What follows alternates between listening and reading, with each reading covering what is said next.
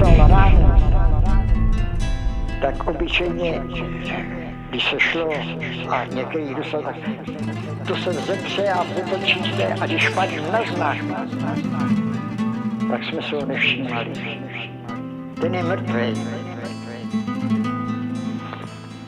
Když padlo na obličej, tak jsme k němu šli a zašetřoval se. A jak padl na znak, tak to bylo zbytečný se zdržovat. To bylo zbytečný se zdržovat. Ale to jsme znali všichni, co jsme v tom byli. Podle toho jsme se řídili.